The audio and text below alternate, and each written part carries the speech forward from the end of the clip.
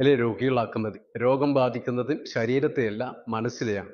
നിങ്ങൾ കേൾക്കുന്ന കാര്യങ്ങൾ, നിങ്ങൾ കാണുന്ന കാര്യങ്ങൾ, നിങ്ങൾ വായിക്കുന്ന കാര്യങ്ങൾ, ഇതെല്ലാം നിങ്ങളുടെ ഉപബോധ മനസ്സിൽ ഉണ്ടാക്കുന്ന പ്രതിഫലനങ്ങളുടെ ഫലമായിട്ടാണ് പിന്നീട് നിങ്ങൾ രോഗികളായിട്ട് മാറുന്നത്. നിസ്സാരമായി നിങ്ങൾക്കുണ്ടാകുന്ന ഒരു വേദന അതൊരു വലിയ രോഗമാണെന്ന് നിങ്ങൾ മനസ്സിലാക്കി കഴിഞ്ഞാൽ, അല്ലെങ്കിൽ അതൊരു വലിയ രോഗത്തിൻ്റെ തുടക്കമാണെന്ന് നിങ്ങൾ വായിച്ചു കഴിഞ്ഞാൽ, തീർച്ചയായിട്ടും ആ രോഗം നിങ്ങൾ ചിന്തിക്കുന്ന അതേ രോഗം നിങ്ങൾക്ക് ബാധിക്കും. അതുകൊണ്ട് തെറ്റായ രീതിയിലുള്ള വാർത്തകൾ കേൾക്കാതിരിക്കുക, തെറ്റായ കാര്യങ്ങൾ വായിക്കാതിരിക്കുക. സോഷ്യൽ മീഡിയയെ വളരെ കരുതലോടെ മാത്രം ഉപയോഗിക്കുക. ഇന്ന് രോഗമുണ്ടാക്കുന്നതിൽ ഏറ്റവും വലിയൊരു പങ്ക് വഹിക്കുന്നത് തെറ്റായ വിവരങ്ങളാണ്.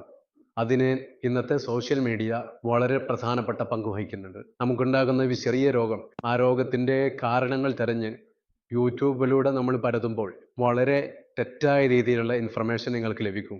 അത് നിങ്ങളെ കൂടുതൽ രോഗികളാക്കി മാറ്റും. അതുകൊണ്ട് ഒരിക്കലും രോഗത്തെക്കുറിച്ച് നിങ്ങൾ സെർച്ച് ചെയ്യാതിരിക്കുക. സോഷ്യൽ മീഡിയ ഉപയോഗിച്ച് രോഗത്തെ കണ്ടെത്താനുള്ള ശ്രമം ഒഴിവാക്കുക.